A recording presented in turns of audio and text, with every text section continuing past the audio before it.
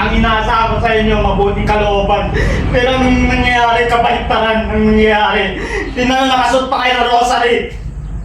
Ginagamit niyo ang Diyos. Nangyayari sa'yo. Ayaw niyo maniwala sa akin eh. Lahat ng ginagawa niyo sa akin, masakit. Simula nang sinumpa na ako ng Diyos. Simula nang pinanganak ako. Inisip ko, Diyos ba ako? Sino ba, ano ba talaga ang buhay ko? Ba't para saan ba't ako buhay? Yan ang hinahanap ko sagot. Ba't ako buhay? Diyos ba ako? Anong gagawin ko dito sa ibabaw ng mundo? Anak ka ng Diyos, Hal. Hindi ka po Diyos. Kaya nga, nasa inyo ang paniniwala. Sinasabi ko, sa inyo ang paniniwala. Ani? Nasa Ako na mismo ang nag-volunteer na makulong ako. Masaya kayo na makulong ako. Masakit para sa akin. Ito, nakikita ng mga tao. Alam ko maraming tao nagtataka. Ba't di na ako nag-update sa mga tao? Di ko kayo sinasabawan, mahal ko kayo. Ito, seryoso ako. Buong-buo, 100%. O kaya napatay na ako ng mga tao, iiwan ko kayo dito sa ibabaw ng mundo! Ayaw niyong maniwala sa akin. Gusto ko maligtas kayo. Kaya gusto ko gulay prutas, pwede kayo mamuhay 200 years.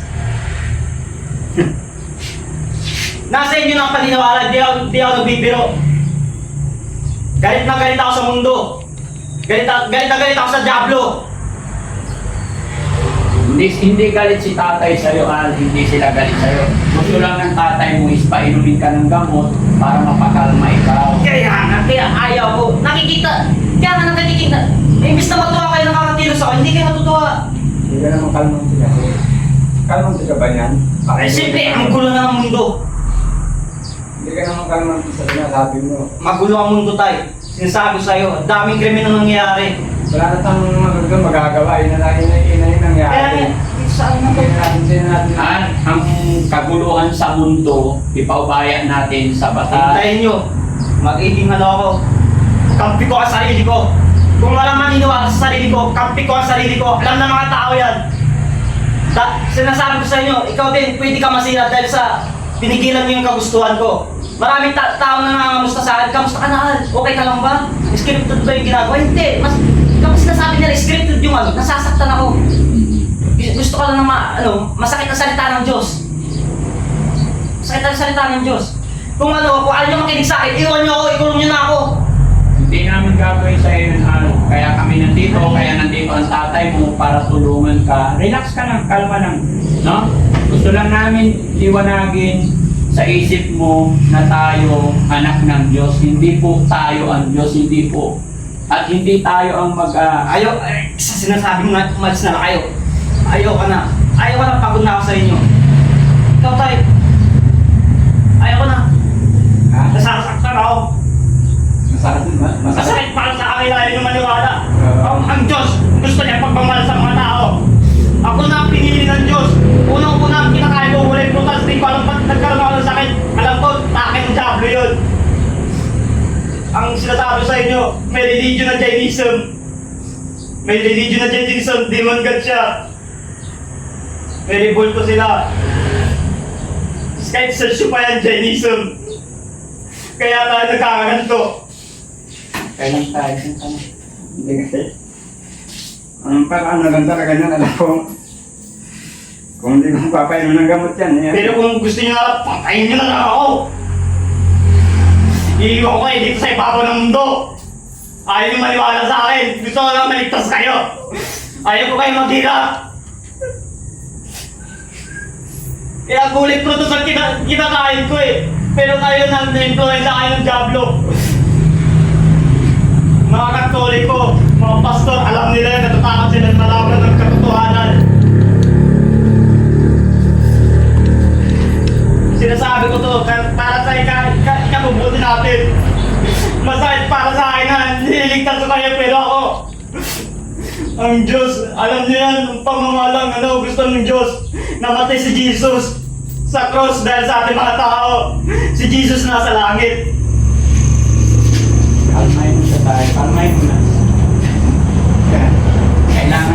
support tayo. Ganyan lang talaga yan.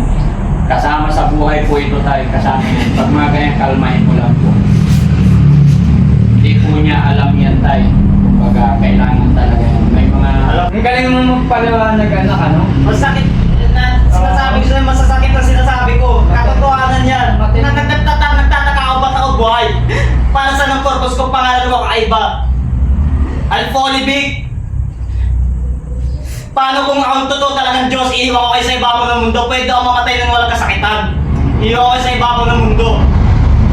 Ito na lang, habang sinasabi mo yung ikaw ang Diyos, walang ano, walang... Kaya nga father ako ng angel God, bago religion.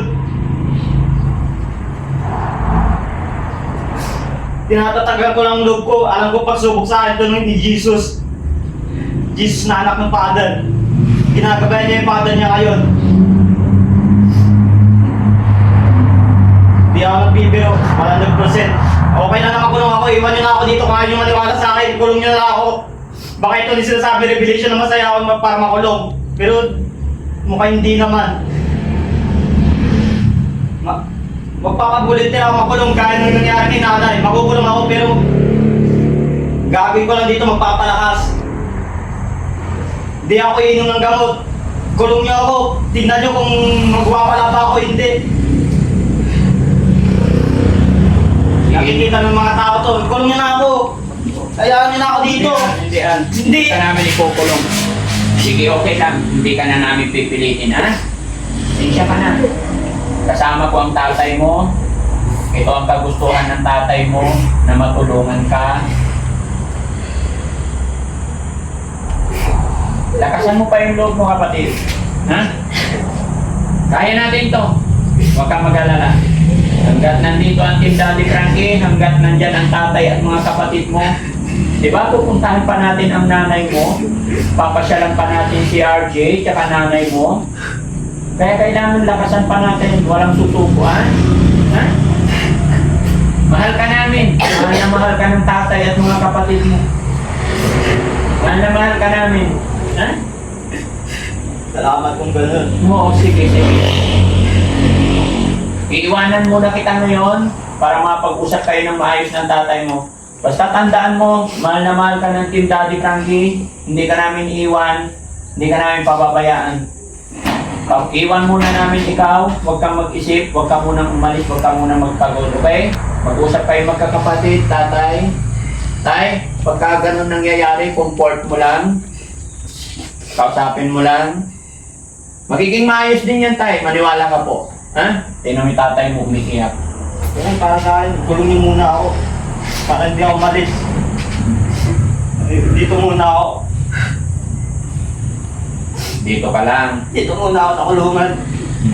Para maramdaman ko din yung nangyari kay nanay. Naawa talaga ako kay nanay kaya ko siya pinalabas. Pero di ko alam bakit ganun. Yes. Pero sasabihin ko kay nanay, pagaling ka. Hihintay ko namin. Nakita mo yung sitwasyon ni nanay mo dito Naawa sa rin kaya ako. pinalabas mo. Pero naawa ako kay nanay din eh. May tiwala ako kay nanay kaya di siya uminom ng gamot. Alam niya, si nanay ko at ako, matalino kaming dalawa. Barang araw, di ko alam kung nangyayari, pero alam ko magiging politiko ako. Nandito ako ngayon sa kulungan. Pero okay lang, huwag kayo magalala sa akin. Kaya ko to.